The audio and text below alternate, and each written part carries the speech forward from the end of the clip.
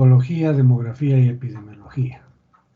Quizás ahí hay que explicarles un poco porque el curso en realidad es epidemiología, porque comprende la parte de demografía, que es un pequeño capítulo, y también la parte de ecología, que es el enfoque que se da en este caso para la epidemiología.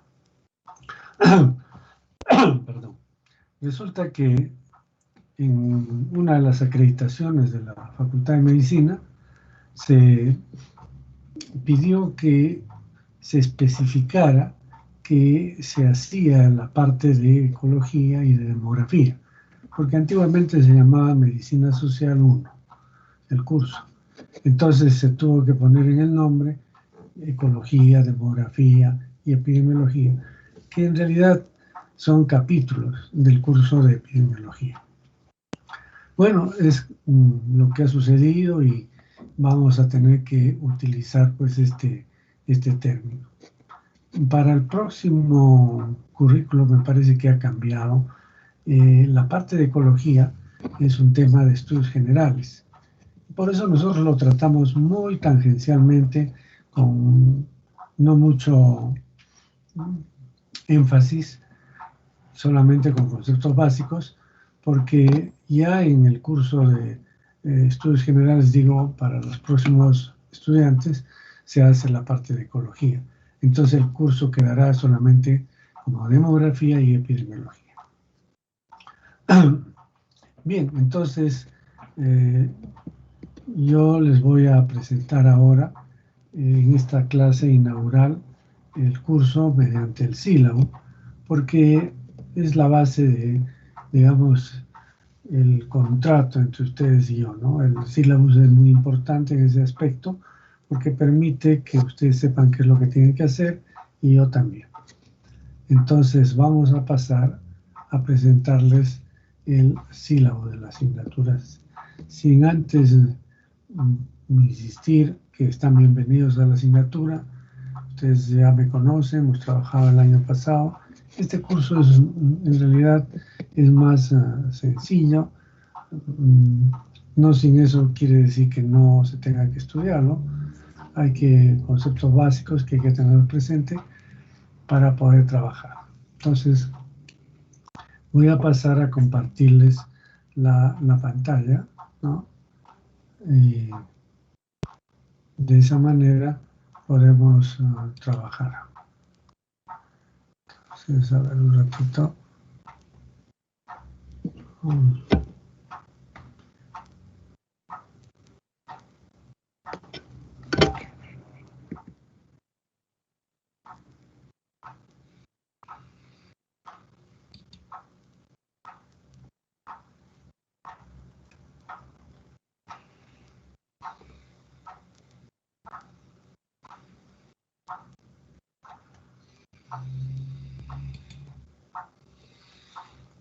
No sé si están viendo ahora mi pantalla, ¿la ven?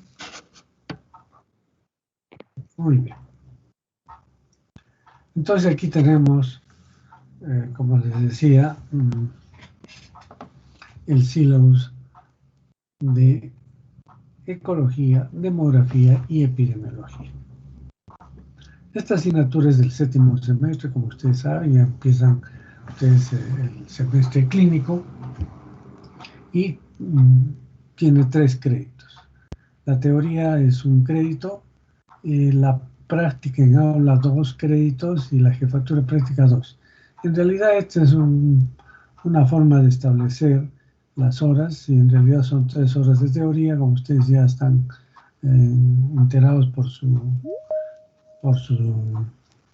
Hay unas personas que quieren ingresar. A ver, bueno, yo no tengo ningún problema para que puedan entrar, ¿eh? O sea, a ver, se perdió creo la imagen. ¿Están viendo la pantalla, por favor? ¿O se dejó de presentar? Ya. Listo, ahora sí, ¿no? Bien. Entonces, como les digo, el curso entonces tiene 18 horas teóricas y 72 prácticas. Bueno, lo más interesante es la sumilla. La sumilla nos revela qué es lo que debemos hacer en la asignatura. Como saben, este es como acabamos de mencionar, es el inicio del ciclo clínico de la formación del médico. Es de carácter teórico-práctico e incluye competencias relacionadas a la extensión universitaria y o investigación. En este caso, en este año, en este curso, vamos a hacer investigación, ¿ya? Porque como quiera que la pandemia y el confinamiento nos hace difícil trabajar en el campo, entonces vamos a hacer una investigación formativa, documental, como hicimos en parasitología. Lamentablemente, las condiciones nos obligan a ello. El enfoque que vamos a utilizar es el enfoque del proceso salud-enfermedad. ¿Qué significa esto? Entonces ya es tiempo que ustedes empiecen a trabajar, ¿no? Es un proceso salud-enfermedad. Lo vamos a ver con detalle después. ¿Qué significa ello? Significa que no existe la enfermedad o la salud plenamente, ¿no? Porque siempre cualquier persona, y en este caso para nosotros nos interesa mucho la comunidad, no solamente la persona, el individuo, tiene un espectro de movimiento entre lo que es la salud y la enfermedad. Permanentemente está girando hacia un lado o hacia el otro, ¿no es cierto? Nosotros, por ejemplo, estamos aparentemente bien, pero de repente tenemos un dolorcito, entonces ya hay algo que nos aqueja. O en la población, cuando estamos hablando que es una población completamente sana, habrá alguien que está sano completamente, pero otros no, y entonces eso hace que en la población la salud y la enfermedad también actúe como un proceso que se mueve hacia un lado, hacia el otro. Entonces, cuando nosotros trabajamos en salud pública, nos preocupamos de la población, mientras que cuando ustedes van al hospital, lo que ven son individuos, ¿no? Entonces ven a un individuo, un paciente, así, entró así, se mejora y ya se va a su casa. En salud pública estamos viendo no solamente al individuo, sino a toda la población, ¿no? Entonces esta es una diferencia fundamental en lo que es salud pública y lo que es salud individual. En la salud individual, una persona, por ejemplo, se enferma de diarrea. ¿Y qué sucede? Va al hospital, el médico lo ve, ¿ya? Tiene deposiciones líquidas muy frecuentes, está deshidratado, muy bien, le hacen un coprocultivo, se encuentra una bacteria, le dan tratamiento y el paciente se mejora y se va a su casa. Eso es la atención individual, la atención en los hospitales, en los centros de salud. Sin embargo, ese paciente puede ser que regrese a su casa y en su casa pues no tiene agua, no tiene desagüe y va a pasar un mes y otra vez va a infectarse, o también que no tiene, digamos, las formas de prevenir las enfermedades y entonces regresa nuevamente al hospital otra vez por otra diarrea, ¿no es cierto? Y entonces otra vez es atendido, otra vez se le da el tratamiento y se le envía otra vez a su casa. En nuestro caso, desde el punto de vista epidemiológico de salud pública, no es así. Nosotros nos preocupamos por qué una persona se enferma y vamos a ver a su comunidad qué condiciones tiene y podemos dar medidas que no solamente solucionen la salud individual, sino fundamentalmente la salud colectiva. Entonces, lógicamente, al mejorar la salud de toda la población, mejora la salud también del individuo. Entonces, cuando hablamos de un proceso de salud-enfermedad, vuelvo a insistir, no hablamos de salud-enfermedad. A veces ya por costumbre decimos la enfermedad o la salud, ¿no? pero en realidad es todo un proceso. Y puede ser individual, como los hemos visto, y que es el atendido en el hospital, es decir, es clínico recuperativo. O, más bien, lo que vemos nosotros es la forma colectiva, con interés en la población y fundamentalmente preventivo promocional. Este es el enfoque entonces que vamos a aplicar en esta asignatura, ¿no es cierto? Bien, el propósito de esta asignatura es que ustedes conceptualicen que el proceso salud-enfermedad tiene su origen en la naturaleza, tiene su origen en los estilos de vida y en la convivencia entre seres humanos y su interacción con animales macro y microscópicos, o sea, con el ambiente.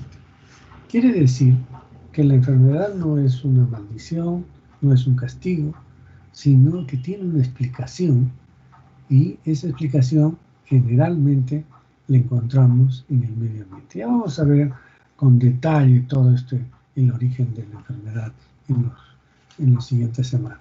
Pero por ahora quiero que entiendan eso, es que para entender la salud de una persona, pero principalmente de la comunidad, tenemos que recurrir no solamente al examen físico de un individuo, que es lo que sucede generalmente cuando se hace salud colectiva, sino al examen clínico epidemiológico de la población. Entonces es una cosa macro, ¿no? Asimismo, el estudiante, ustedes desarrollarán capacidades necesarias para el análisis crítico de la situación de salud de la población peruana, es decir, qué características tiene la salud, la situación de salud del Perú. Miren, ustedes, desde el punto de vista de las poblaciones, tenemos poblaciones muy diversas, hay una diversidad de poblaciones en costa, sierra y selva, sobre todo en sierra y selva, ¿no? En selva tenemos varias comunidades nativas que tienen pues costumbres ancestrales y que hacen que lógicamente conceptualicen los problemas de salud de otra manera que lo hacemos nosotros. Bien, pero lo que ustedes tienen que hacer es que finalmente tienen que tener competencias básicas, ¿no?, epidemiológicas para identificar los factores de riesgo de las enfermedades más frecuentes. Es decir, que la epidemiología nos establece cuáles son las enfermedades más frecuentes. Y aquí vamos a hacer un comentario simpático. Cuando aparece el SIDA, por los años, la década de los 80, 1981 aparece el SIDA. Y entonces resulta que, miren, claramente empieza esta enfermedad no por identificación de los especialistas, de los médicos, sino por los periódicos. Entonces empieza a aparecer una serie de noticias que decían: en Chimbote se está muriendo la gente por diarrea y deshidratación. Y cada vez son más los muertos. Y los centros de salud están llenos de personas con diarrea muy severa y que mueren en el hospital o en el centro de salud. Eso salía en los periódicos, ¿no es cierto? Y entonces nadie sabía qué era, en ese caso, para el ejemplo que les estoy, perdonen que les he cambiado un poquito el tema, esto era en los años 90 y en relación al cólera. Pero en los años 80, vuelvo a lo del SIDA, ¿no?, aparece también en los periódicos que la gente moría por infecciones raras, con diarrea también, ¿no?, y que se daba esta enfermedad principalmente en drogadictos y homosexuales.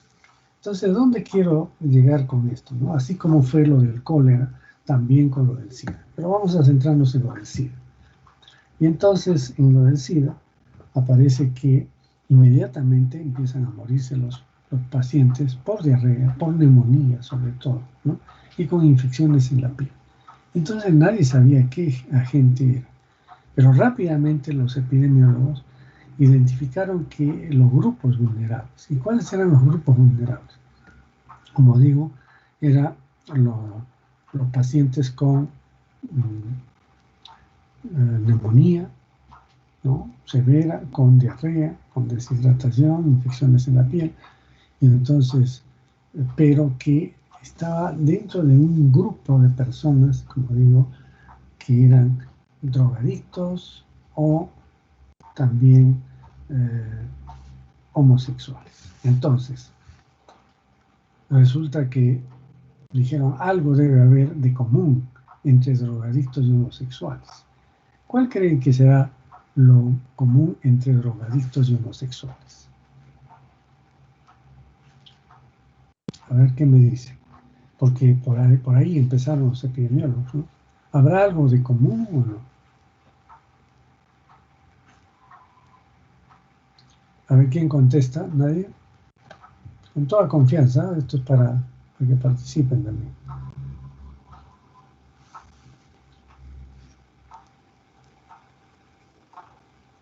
Bueno, entonces ellos vieron que de hecho había contacto entre personas, había promiscuidad, sobre todo promiscuidad, ¿no? La promiscuidad, tanto en drogadictos como en homosexuales, se daba, ¿no? Y entonces dijeron, debe haber una forma de transmisión. Entonces, una de ellas es el contacto sexual. Y lo otro, en los drogadictos, que también estaba relacionado con la promiscuidad sexual en la drogadicción, ustedes saben, se da esto, pero fundamentalmente se trataba de el uso de jeringas. Y entonces inmediatamente, ¿qué es lo que se dispuso? Se dispuso que se repartiera jeringas a los drogadictos, que se repartiera preservativos o condones a los homosexuales o en el caso también de los que tenían actividad sexual no segura, ¿no? En los prostíbulos se repartían los preservativos, y esto hizo que se empiece a fabricar en grandes cantidades estos dos elementos, y con eso en parte se detuvo la infección. Lo que quiero decir es que a los epidemiólogos no les interesó mucho saber al inicio cuál fue el agente que causó la enfermedad, sino qué factores estaban relacionados a la aparición de la enfermedad. Factores sociales, factores de estilos de vida, etc. Y determinando esto, inmediatamente se dio el tratamiento. El tratamiento para un epidemiólogo es ese. Es, por ejemplo, el uso de jeringas limpias, descartables, el uso de preservativos en el caso del SIDA. Y así surge también en otras enfermedades. Por ejemplo, en lo que les comentaba al inicio del cólera, ¿no? Aparece los primeros casos en Chimbote, era muy frecuente, y entonces llega el cólera al Perú, que no habíamos tenido cólera sino más de un siglo y medio, y sin embargo aparece nuevamente el cólera en el Perú. Entonces, ¿qué se hace? Los epidemiólogos estudian, todavía no habían identificado claramente el virus cólera. Sin embargo, ¿cuál fue la medida más importante? El consumo de agua hervida y el lavado de manos. Y ahora volvemos a lo que es ya nuestro tiempo actual, los tiempos del COVID, como dicen, ¿no? Y entonces, en los tiempos de COVID, ¿qué es lo que sucede? Al inicio, que no se sabía bien, se sospechaba que era un virus, pero que la transmisión era respiratoria. Y entonces, ¿qué se hace? Se hace inmediatamente el distanciamiento social, que eso es importante, pero lo más importante es la mascarilla. Y entonces el uso de mascarillas, que no es novedad, ¿eh? Esto se usó hace mucho tiempo, cuando hubo las epidemias de peste bubónica, por ejemplo, de la peste negra, también se utilizaron las mascarillas, ¿no? De diferentes tipos, como vamos a ver en el transcurso de la asignatura. Pero esto de lavado de manos, pero ustedes dirán, ¿pero qué tiene que ver el lavado de manos con la transmisión respiratoria? Es que las manos van a la nariz y se tocan la nariz y se impregnan de secreciones y ahí están los virus, las bacterias. Entonces el lavado de manos es un hecho fundamental. Y en el caso del cólera, desaparece prácticamente el cólera del país por el lavado de manos. Y miren cómo trae una cosa a la otra. En Arequipa, cuando aparece el cólera, que fue en los años 90 más o menos, se hicieron campañas. Y los estudiantes de medicina fueron actores fundamentales, no solo de medicina, también de enfermería, de todas las ciencias de la salud. Y entonces salían, digamos, grupos de estudiantes bien preparados por toda la localidad a enseñar a lavarse las manos y a tomar agua hervida. Y con eso, esa acción tan simple, realmente tan simple que es lavarse las manos, erradicamos el cólera en Arequipa. Y con ello erradicamos también lo que es la tifoidea, que era otra enfermedad también de transmisión oral, ¿no? Fecal oral, y prácticamente desapareció. Cuando he hecho mi internado por los años 80, inicios de los años 80, todo el hospital era tifoidea, de diferentes tipos, ¿no? Complicaciones de la tifoidea, etc. Y ahora ya no se ve, si se ve rarísimo. ¿Y qué es lo que hizo desaparecer? El lavado de manos. Pero quiero redondear la idea. La epidemiología no se preocupa tanto de identificar el germen, sino los mecanismos por los cuales se produce esta enfermedad o se inicia este proceso de salud-enfermedad. Y de esa manera, identificando estos factores que determinan la enfermedad, podemos cortarlas inmediatamente. Después ya que los especialistas determinen cuál es la causa, que determinen cuál es el tratamiento, hay que fabriquen la vacuna, como en este caso del COVID, pero nosotros nos preocupamos fundamentalmente de dar las medidas rápidas, medidas de barrera, que hacen que se detenga la infección, porque si no, el cólera, el SIDA, el COVID, hubiesen terminado con la población general si es que no se toman estas medidas.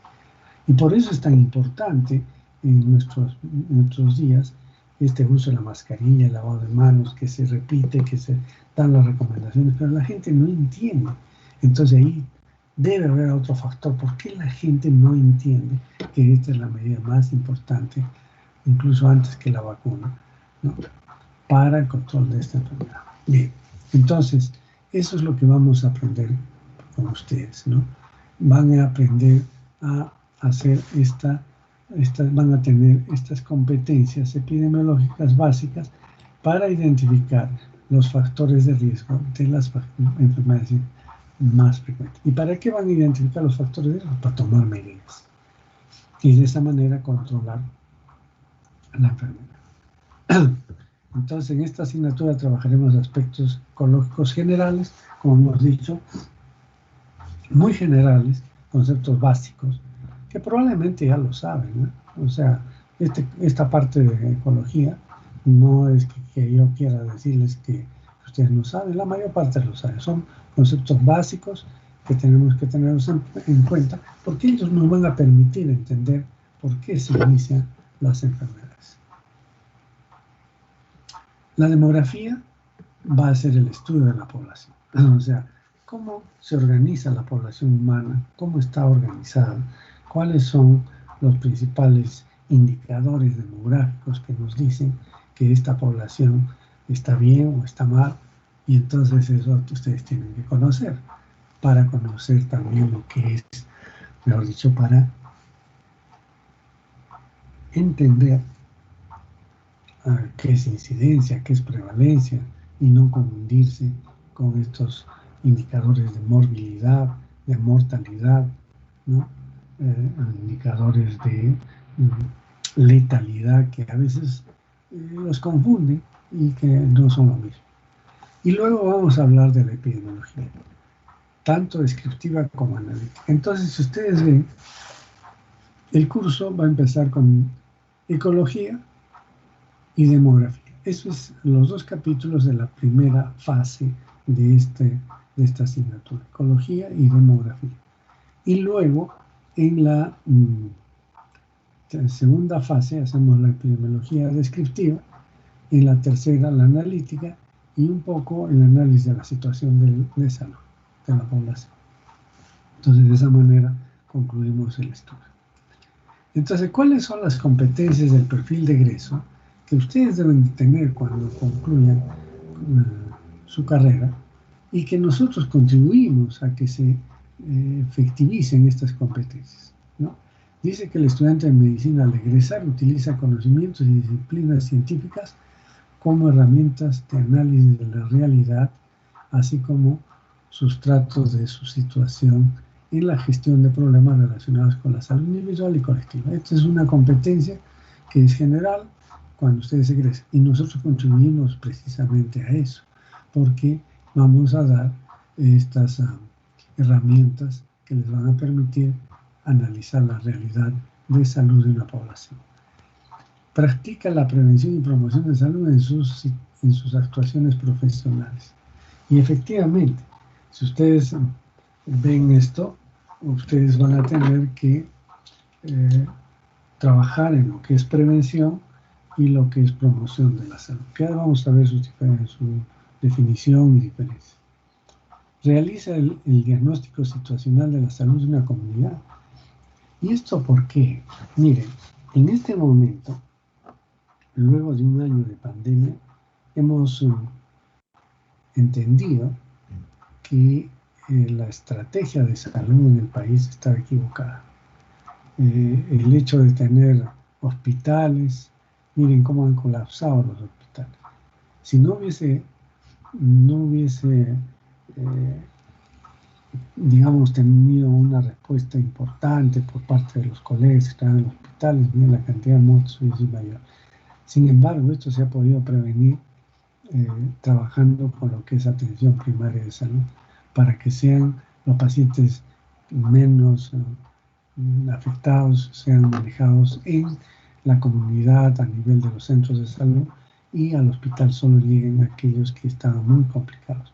Entonces el manejo era completo. Sin embargo, no se ha trabajado lo que es atención primaria de salud, no se ha hecho ese filtro y el hospital ha colapsado y además que la gente ha llegado muy tardíamente. Por eso la mortalidad en los primeros meses y días y meses de la pandemia, la letalidad de estos pacientes por COVID ha sido muy alta, ¿no? Y entonces, esta es una competencia pues que ustedes tienen que entender. La otra competencia es realizar el diagnóstico situacional de salud de una comunidad, porque ustedes van a ir a trabajar a un centro de salud inicialmente. No van a ir a trabajar en un hospital de inicio. Y muchos se quedarán en la periferia. No llegarán, porque solamente los que hacen especialidad irán al hospital. Diseña proyectos de intervención en la salud pública. En salud pública, intervención, como por ejemplo el lavado de manos. El lavado de manos es un proyecto de intervención en salud pública. La construcción de agua de letrinas es una intervención muy importante para la prevención o control de problemas de salud, ¿no es cierto? Bien. Y finalmente una competencia dice realiza investigación científica, para la cual diseña y ejecuta proyectos de investigación. Entonces, en base a eso, nuestras competencias de la asignatura propias es ya esto a lo que se refiere. Interpreta y aplica conocimientos sobre la ecología relacionados al proceso salud-enfermedad. Entonces ya vamos a tener conocimientos de ecología para hacer la prevención, promoción de la salud, etcétera, que estaba en la parte de arriba. Realiza investigación o responsabilidad social. En este caso vamos a hacer investigación. más que de ecología, vamos a ver el aspecto epidemiológico, ¿ya? Pero utilizando el método científico. Eso lo vamos a hacer en la práctica. Percibe y explica la estructura y dinámica de la población y la transición demográfica con énfasis en la interpretación y aplicación de indicadores demográficos. Entonces tienen que aprender demografía para poder entender qué es la transición demográfica y qué implicancia tiene la transición demográfica en la salud de nuestra población.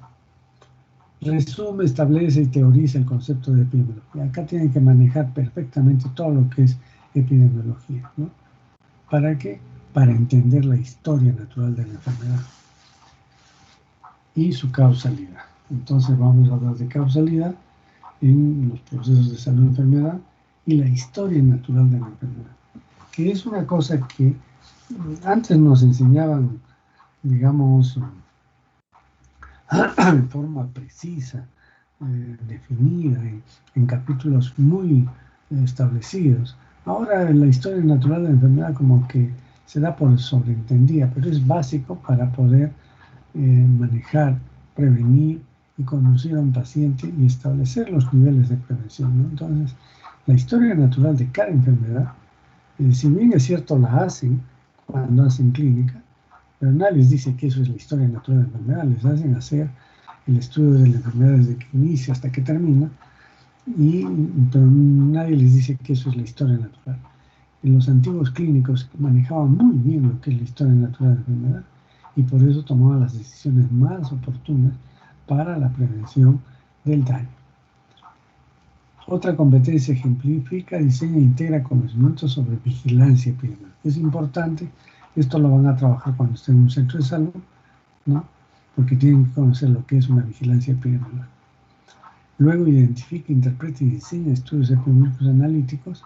Vamos a aprender a hacer unos estudios epidemiológicos analíticos para determinar factores de riesgo. Y comprende y jerarquiza los aspectos de participación ciudadana en la determinación de la situación de salud.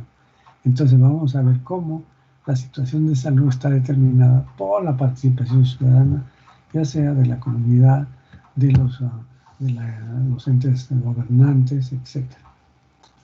Bien, y vamos a elaborar un ASIS, ¿no? El ASIS es el análisis de la situación de salud y para ello les vamos a dar una guía de análisis y una guía de integración. Bien, entonces, resumiendo, ¿cuáles son los contenidos básicos de la asignatura? Principios de ecología y saneamiento básico y del ambiente. Principios básicos de demografía, la epidemiología descriptiva, la epidemiología analítica. Entonces, todos estos dos primeros, primera fase. Epidemiología descriptiva, segunda fase. La epidemiología analítica, tercera fase, con el proceso salud-enfermedad y análisis de la situación de salud. Bien. ¿Cómo es que vamos a hacer la evaluación de las competencias? La evidencia de conocimiento va a ser el resultado de un cuestionario de preguntas, un examen, como ustedes ya saben. Miren, ahora en epidemiología el examen es muy sencillo, sobre todo en la primera fase. Y yo les recomiendo que para esta primera fase ustedes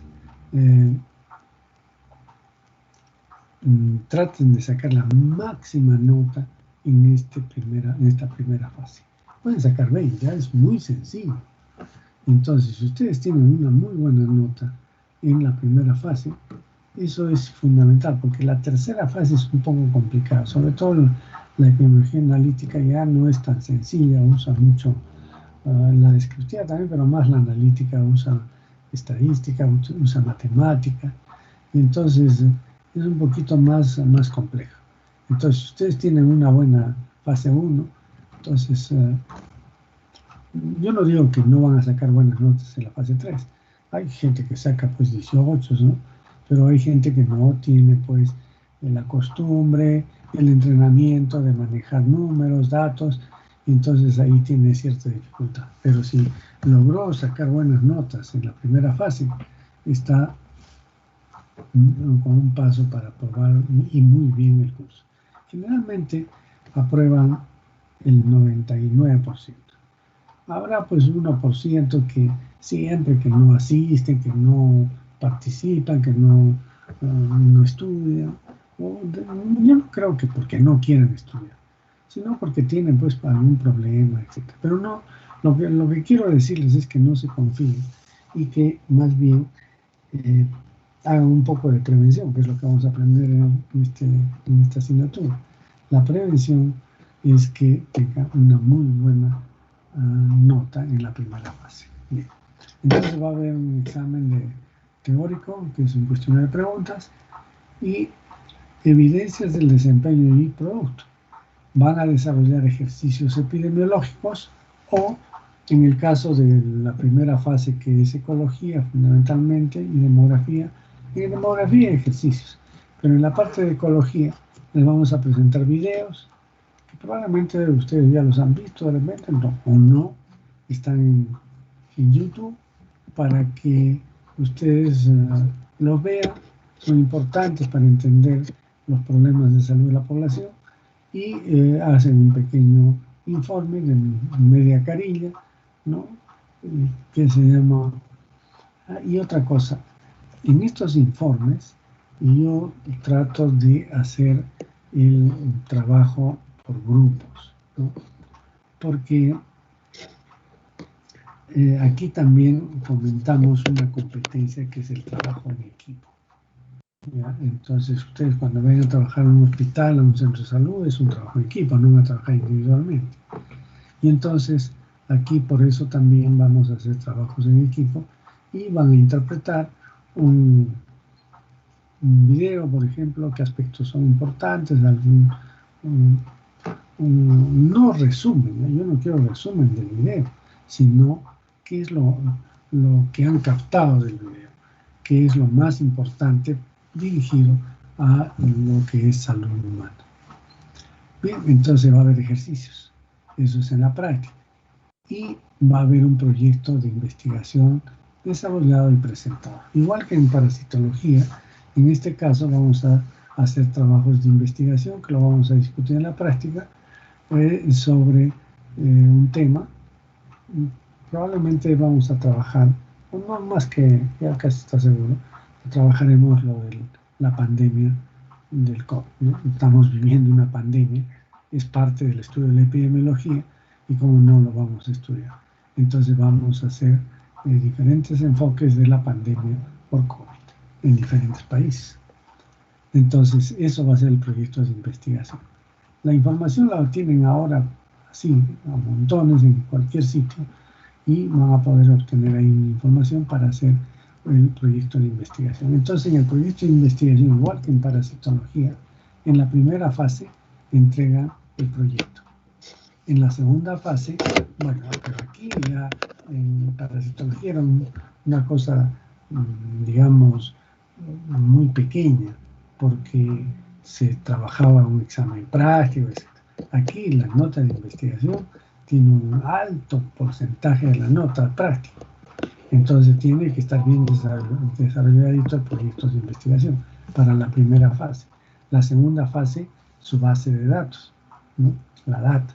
Eso es lo que tienen que mostrar para la segunda fase. Y la tercera fase es la escritura de un paper y presentarlo en una exposición. ¿Listo? Entonces, esta es la forma de cómo vamos a evidenciar el desempeño de los productos. Entonces tenemos una parte teórica con un examen y una parte práctica con dos aspectos. Los ejercicios que se dan a cada semana y el proyecto de investigación que tiene 3 hitos o 3 entregas o 3 entregables, como también se dice.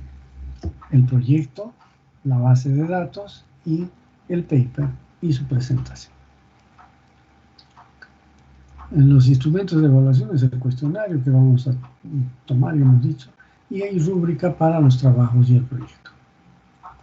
Bien, la bibliografía, cualquier libro de epidemiología es útil. La OPS tiene módulos de principios de epidemiología para la transmisión, para el control de enfermedades. Entonces, estos módulos están en internet, están en las bibliotecas. O sea, ustedes no tienen por qué estar comprando un libro ni cosas por el estilo. Acá está todo. Para la parte epidemiológica, fundamentalmente. Para la parte ecológica podría utilizar esto, la visión del desarrollo sostenible, ¿no?, de CERNA, y para la parte de demografía, más bien no hay mucha bibliografía. En realidad no hay mucha bibliografía, pero como es un curso básico, yo les voy a dar todo lo necesario en lo referente a demografía, lo que tienen que conocer y estudiar y aprenderlo. No van a requerir una bibliografía adicional para la parte de demografía. Además, el que quiere ahondar más en epidemiología, hay un handbook de epidemiología de Springer, y que es un poquito, ya tiene sus años, 2006, es en inglés más bien, pero y bien completo para el que guste profundizar. Pero en general, cualquier libro de epidemiología sirve en estos aspectos, ¿ya? Cualquiera. No, hay unos que tienen una cosa más en profundidad, otros más superficial, etc. Pero ustedes, si encuentran por ahí un libro de epidemiología y que esté más o menos actualizado, perfecto. Pero si consiguen estos, también está muy bien. Bien, entonces, ya saben, bueno, yo soy el docente principal aquí y vamos a trabajar con la doctora Berríos, Guadalupe Berríos, como en los grupos de práctica, porque yo solo voy a tener 2 grupos de práctica, ¿no? Bien, entonces eso es. Y vamos a utilizar el aula virtual Blackboard, ¿no?, tanto para la teoría como la práctica. Todavía no tenemos actividad presencial. Bien, esta es la fase, entonces, la fase, digamos, la programación de las fases. Esta es la fase 1, ecología y demografía. La fase 2, epidemiología descriptiva. La fase 3, epidemiología analítica, y el análisis de la situación de salud, como ya les había dicho. ¿Bien? Y en el proyecto, ya saben, el proyecto de investigación sobre un tema de epidemiología, en este caso va a ser sobre la pandemia, realizar el trabajo inicial por cada grupo de prácticas, presentación del proyecto, elaboración de material de trabajo, informe final y exposición. Bien. Y esta es la clase inaugural, la presentación del curso. Esta es la primera semana. Esta semana es un poco irregular, como ustedes saben, solo va a haber actividades hasta el miércoles. Y entonces los de clase jueves y viernes no van a tener actividades, entonces tendrán que lógicamente ver el video de la presentación, porque ya en la clase, en la próxima semana les diremos 4 cosas, pero ya tienen que revisar lo que estoy grabando para que puedan entender estos temas. Saben que se me ha secado la garganta, espérenme un momentito a tomar agua.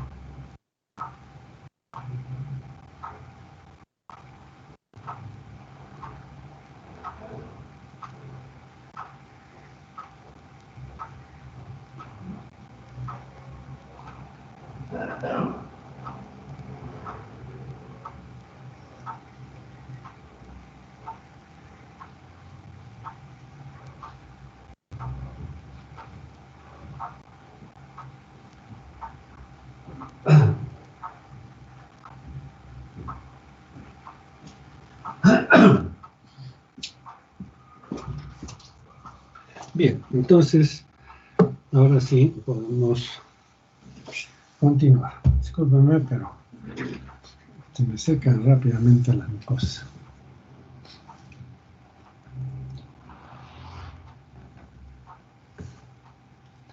Bien, entonces, este es el cronograma para el sílabus. Entonces, no sé si ustedes tienen algunas preguntas. Es importante que dialoguemos para estar enterados de todo y no tengamos problemas. A ver, preguntas. ¿Quién quiere preguntar?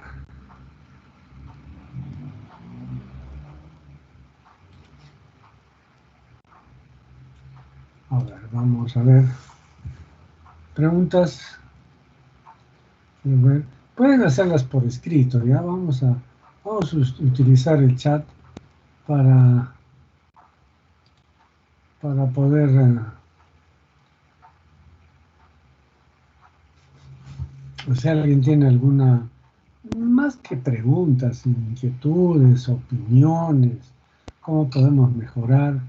La idea es que hagamos este curso. En realidad, si ustedes preguntan a sus compañeros de años anteriores, es un curso muy agradable, no es pesado, no estamos preocupados en las evaluaciones, sino fundamentalmente en el aprendizaje, ¿no? Mientras, sí, bueno, sí, sí.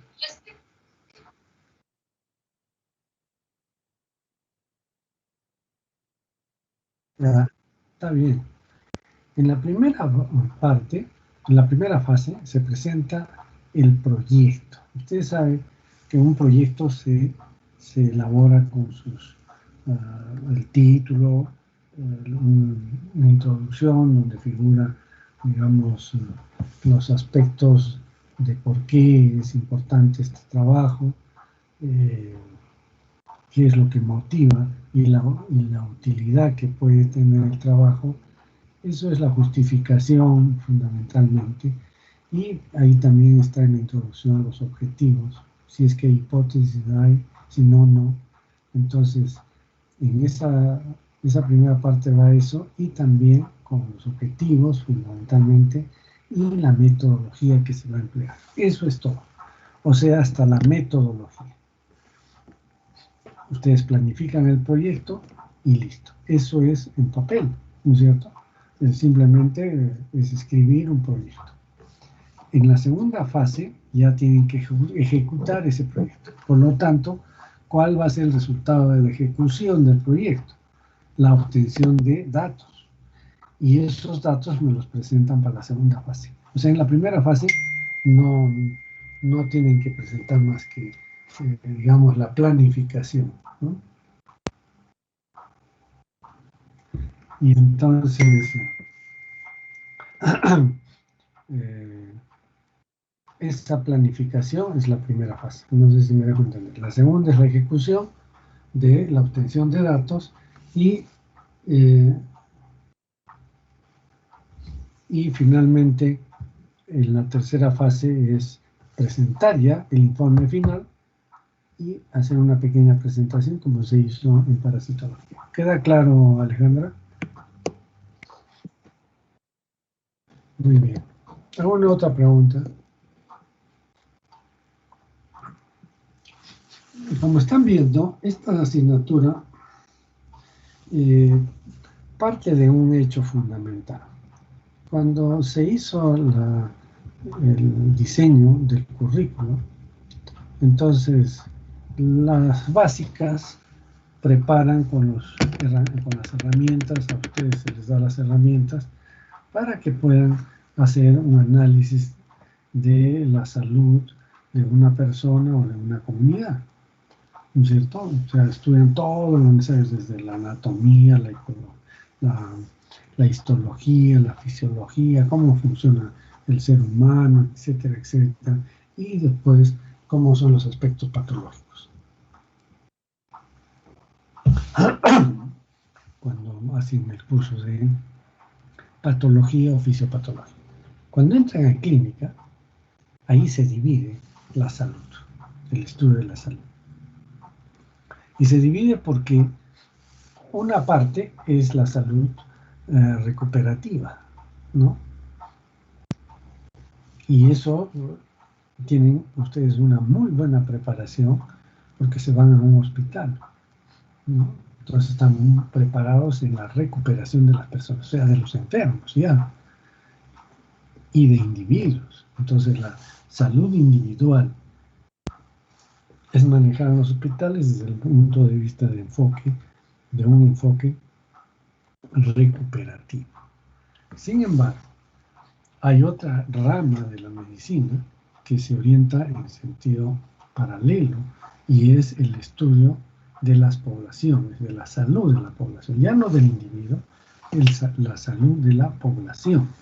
Entonces, en ese sentido, es que nosotros orientamos el estudio de cómo una población puede estar sana o enferma, cómo hacemos el diagnóstico.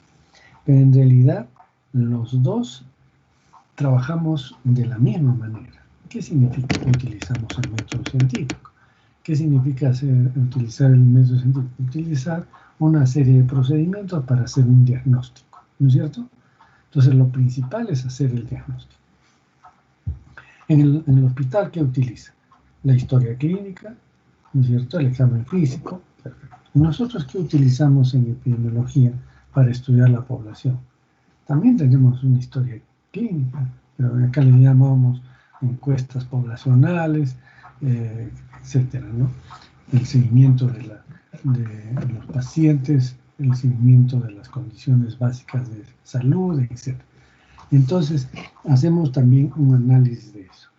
Y examen físico, ¿cuál es el equivalente? Porque tenemos que hacer mediciones también. En la población, por ejemplo, una población que empieza a enfermarse con problemas neurológicos, por ejemplo, ¿no? Problemas neurológicos. ¿Pero por qué? No, sobre todo en niños. Muy bien. Entonces, comenzamos a encuestar, o sea, hacer una anamnesis en la población, en la gente, qué es lo que hace, etc. Entonces, sospechamos que puede ser que la gente está consumiendo o contaminándose con plomo, por ejemplo, o con mercurio. Y entonces hacemos dosajes de metales pesados en el agua, en los alimentos, etc. Y esos son nuestros exámenes, digamos, equivalentes a los exámenes clínicos o de laboratoriales que se hacen en el individuo. Al final, en los dos casos se hace un diagnóstico. Y cuando se hace el diagnóstico, se hace el tratamiento. Y el tratamiento, pues, da medicinas en el caso de la salud individual, pero en el caso de la salud colectiva, allí, por ejemplo, vemos tratamiento de agua, construcción de letrinas o el uso de medidas ya más severas como el manejo adecuado de los residuos sólidos, el manejo adecuado de los metales pesados, la descontaminación de los ríos, etcétera, etcétera. Y también es un tratamiento, ¿no? Y el tratamiento que va a impedir que la gente se siga enfermando. Entonces, es prácticamente igual, pero lo que cambia es el objetivo, el sujeto de nuestra atención. En el caso de la salud individual es la persona, el enfermo, mientras que en el caso de nosotros en salud pública o en epidemiología, vemos principalmente nuestro foco es la comunidad. Entonces es diferente controlar al individuo, a tratar al individuo que tratar la comunidad. Por ejemplo, en el caso que yo les mencioné sobre la diarrea, ¿no es cierto? Un paciente que viene por diarrea, le dan antibióticos, hacen su diagnóstico, etc. Pero si en epidemiología no nos interesa mucho desde el punto de vista individual. O sea, nosotros no vamos a tratar la diarrea de un individuo, vamos a tratar por qué se produce diarrea en esa población. Y entonces nuestro enfoque es diferente. Por eso es importante que conozcamos ecología, ¿no? Demografía también es importante. Entonces, y lógicamente el análisis epidemiológico para determinar cuáles son los factores que están haciendo que una población se enferme. Y vamos a controlar eso. La única rama de la medicina que ha erradicado realmente enfermedades es la epidemiología. Ustedes saben, por ejemplo, la viruela, ¿cómo se erradicó? Con vacunas. Y eso se determinó, estudios epidemiológicos que determinaron que esto era transmitido por un virus y ya está controlado. No existe en este momento viruela, ¿no es cierto? Así se ha controlado muchas enfermedades, o se ha erradicado o se ha controlado. Pero el tratamiento individual, si bien es cierto, es espectacular, es muy importante, pero es para el individuo. Pero si ese individuo lo volvemos a poner en un sitio donde hay los factores de riesgo, va a seguir enfermando. Ya vamos a ver en detalle todos los aspectos fundamentales de la epidemiología, cómo es que han influido en el desarrollo, tanto para la erradicación como para el control de muchas enfermedades. Entonces, con eso quiero un poco aclarar los aspectos que nos diferencian de la medicina individual, recuperativa, de la medicina social, de la medicina comunitaria, la salud pública y la estrategia que utiliza para resolver estos problemas. Al final, las dos son útiles para ustedes. Los están formando en su capacidad de hacer diagnóstico. Miren, ustedes tienen una carrera privilegiada y es el saber hacer diagnóstico. Miren lo que pasa. Por ejemplo, si ustedes tienen un dolor de garganta, ¿no es cierto? Y yo lo he visto en gente culta y gente educada.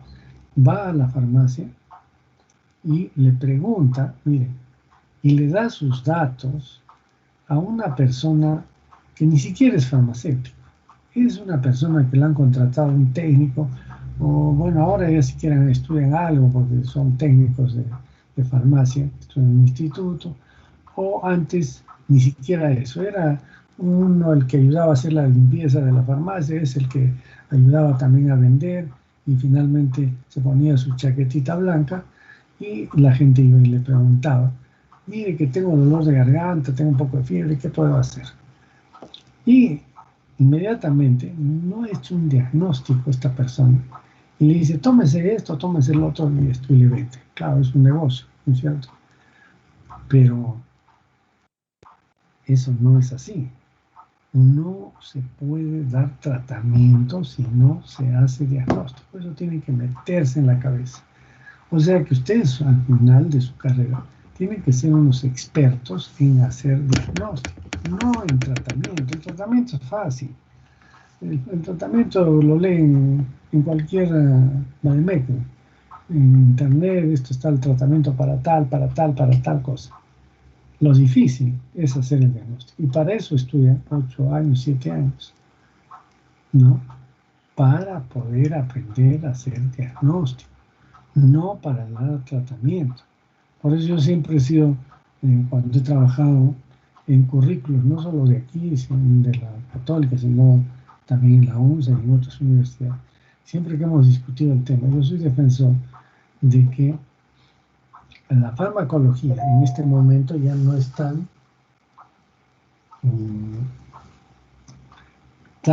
importante en la formación de un estudiante de medicina. La farmacología pues se aprende, se utiliza, es una herramienta importante, pero la tienen a la mano. Lo que tienen que saber es la farmacología básica, que es cuál es el tiempo medio de un medicamento, pero fundamentalmente cuál es su mecanismo de acción. Eso es lo que ustedes tienen que aprender en farmacología. Las dosis, las presentaciones, los nombres, etcétera, son secundarios. Y los deben aprender en cada asignatura. Si les enseño el tratamiento de una otitis media, tendré que enseñarles también las drogas que se utilizan, el tiempo que se utiliza, las dosis, etc. Pero lo que sí tienen que ustedes saber es hacer diagnóstico. ¿Y cómo se hace diagnóstico? Se hace diagnóstico examinando al paciente y haciendo el análisis. Eso es semiología. O sea, si ustedes hacen una muy buena semiología, lo cual a mí me da mucha pena que ahora no tengan contacto con los pacientes. Eso es fundamental para un médico, saber examinar a un paciente y hacer el diagnóstico. Entonces, si la semiología no la manejan a la perfección, van a tener problemas. Miren, eso no es mi asignatura, pero la defiendo a rajatabla. Es la semiología lo que diferencia al médico de cualquier otra profesión de salud. Y el tratamiento es lo de menos. Entonces, pero para hacer diagnóstico, ¿qué es lo que tienen que utilizar? El método científico. Siempre el método científico. No pueden olvidarse de las etapas del método científico, es decir, la recolección de datos, la elaboración de una hipótesis, la comprobación de esa hipótesis, el agregado de los medios auxiliares que confirman o rechazan la hipótesis y finalmente un diagnóstico. Una vez que han hecho eso, ya pueden decir que son médicos. El día que ustedes hagan un buen diagnóstico sin ayuda, aparte de que se les dé el título, no, ese es cuando es el momento en que ustedes son los médicos porque ya saben hacer un diagnóstico bien hecho, con fundamento científico y con su verificación. Entonces, de ahí ya viene el tratamiento, que es también parte importante, pero digamos lo más básico e importante para un médico es hacer diagnóstico. Y ese diagnóstico es justamente en base al método científico. Y para eso tienen que tener criterio. Ese criterio se da en base a conocimiento. Y ese conocimiento no solamente es la enfermedad, sino también la salud. Es también conocer un poco los estilos de vida, conocer un poco la ecología, conocer un poco el ambiente, de qué manera se está afectando su salud, ¿no es cierto? Entonces, por ello hacemos este curso para, digamos, sacarlos a ustedes un poquito de esa tendencia de la recuperación. De paciente enfermo, tiene tal enfermedad, se da el tratamiento, sino un poco más amplio para ver la salud de la población. Y miren, tan importante es esto, que en este momento el mundo está a los pies de un bicho que ni siquiera se le ve, ¿no? Yo recuerdo la Guerra Fría, donde Estados Unidos y Rusia se amenazaban todos los días. Eso no ha hecho nada en comparación de lo que está haciendo este virus. Ha puesto, digamos, a sus pies a los más poderosos del mundo. ¿Y cómo se maneja esto desde el punto de vista epidemiológico? No hay otra manera. Los diagnósticos epidemiológicos son fundamentales para el manejo de esta enfermedad. Por ello es que se insiste. Ustedes han visto, han cambiado los tratamientos individuales, que la ivermectina, que otras drogas, la citromicina, se empezó a usar, que esto, que otro. Hasta ahora no tenemos un tratamiento adecuado. Y la esperanza está en la vacuna, o sea, en la prevención, no en el tratamiento de la enfermedad, sino antes, en la prevención. Quiere decir que la prevención es lo más importante en el manejo de los problemas de salud y de enfermedad en el mundo. Y otra cosa quería mencionar, también en epidemiología estudiamos aspectos saludables, ¿eh? No solamente estudiamos enfermedades, como les he dicho. Por ejemplo, estudiamos por qué el ejercicio es fundamental para la salud de las personas. Antes no se les daba importancia. Cuando yo era estudiante como ustedes, no había gimnasios. A lo mucho íbamos a jugar nuestro futbolito por ahí, para acá, la bicicleta o el tenis o una cosa de estas. Pero no sabíamos para qué, porque no nos gustaba. Pero después la gente se dio cuenta que es fundamental para la salud y comenzaron a aparecer los gimnasios, la gente empieza a hacer ejercicio Y el ejercicio es en una persona saludable. No va a contribuir a mejorar una enfermedad, sino fundamentalmente hacer que esa persona sea más fuerte, más, digamos, sea más resistente a los problemas que se le puedan presentar desde el punto de vista de salud y soportarlos y sobreponerse, ¿no? Entonces, por eso que en epidemiología estudiamos también los aspectos de los estilos de vida. Hay estilos de vida que son saludables y hay estilos de vida que son perniciosos, ¿no? Por ejemplo, el fumar, que cada vez se disminuye más, ¿no? Ustedes no saben, en mi época la gente fumaba terriblemente, ¿no? Uno subía a un ómnibus, todos fumaban, en la clase fumaban. Eh, Muchas veces yo tenía que viajar hasta Lima y en ómnibus. El ómnibus parecía una, un ambiente nebuloso porque estaba lleno de humo, ¿no? Sobre todo después de que paraba para cenar, subían y todos empezaron a fumar. Y uno le decía, pero no deje de fumar, se reían de uno. ¿Cómo han cambiado las cosas? ¿Vean? ¿Por qué? Porque el tabaco ha demostrado que es un elemento nocivo para la salud. Bien. Entonces, ya tienen un panorama de la importancia de esta asignatura, cómo la vamos a estudiar, cómo la vamos a evaluar, etc. Me gustaría alguna intervención más para ya ir terminando esta sesión y el día de miércoles nos toca otra vez, ya vamos a empezar con temas ya específicos, ¿no? Pero me gustaría saber algunas impresiones de ustedes. Estoy a la espera.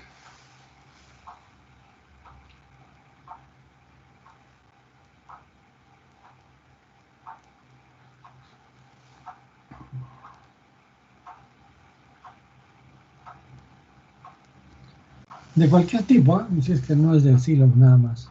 Con todo gusto, con toda confianza. Creo que debe haber más comunicación entre nosotros.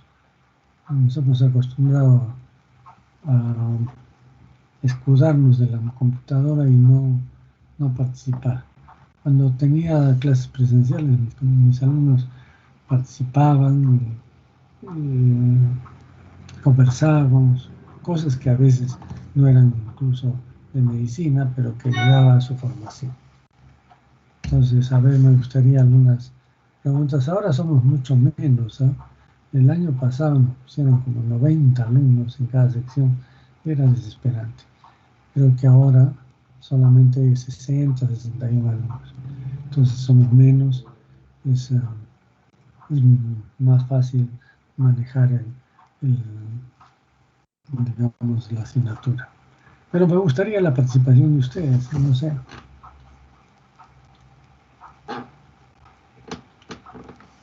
Doctor, ¿Sí? sí, yo, bueno, primero que hemos comprendido mis compañeros lo que es el sílabo y hemos tomado nota y yo entiendo que mis compañeros ahorita como que estamos adecuándonos al curso y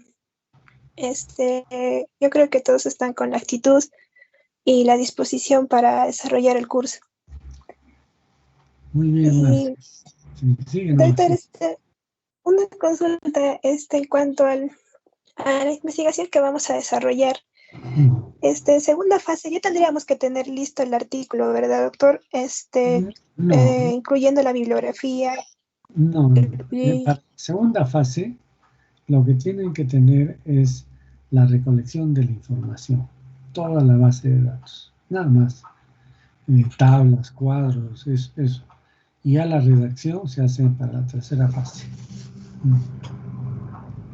Ya, doctor, entonces son los datos y encuestas que podamos hacer, ¿verdad? Claro, eso es todo. Ya, doctor, muchas gracias. Muy bien. Entonces, bueno, aquí vamos a quedar un poco, si no hay más preguntas, a ver si hay alguna pregunta. ¿No hay más? No, doctor, creo que no. Bien, entonces... Sí, doctor. doctor, A me ver, sí, escucha. con todo gusto. Buenas tardes. Buenas tardes. Quería saber para presentar el proyecto y todo ello, ¿es con el grupo de prácticas? Sí, cada grupo de práctica presenta un proyecto. O sea, en realidad, como son 30 alumnos más o menos, va a ser muy sencillo. Lo cual dificulta un poco el trabajo porque resulta que cuando hay mucha gente son pocos los que trabajan, como ustedes entenderán, pero trataremos de ver que todos participen. Entonces, de eso depende cada coordinador de grupo. Entonces, tienen que nombrar una persona para que haga que todos participen y todos, pues, porque la única manera de aprender es participar. Entonces, hagan que todos participen y de esa manera todos van a tener una nota semejante, ¿no? Y en esta oportunidad les ruego que anoten también esas participaciones porque de eso va a depender su nota. No todos pueden tener la misma nota. Si no participaron, lógicamente no van a tener la misma nota de aquellos que participaron con mayor énfasis y mayor dedicación. ¿Listo? Bien. No sé si con eso respondo tu pregunta. Sí, doctor, muchas gracias. Muy bien. Entonces, si es que no hay más preguntas o alguien se anima.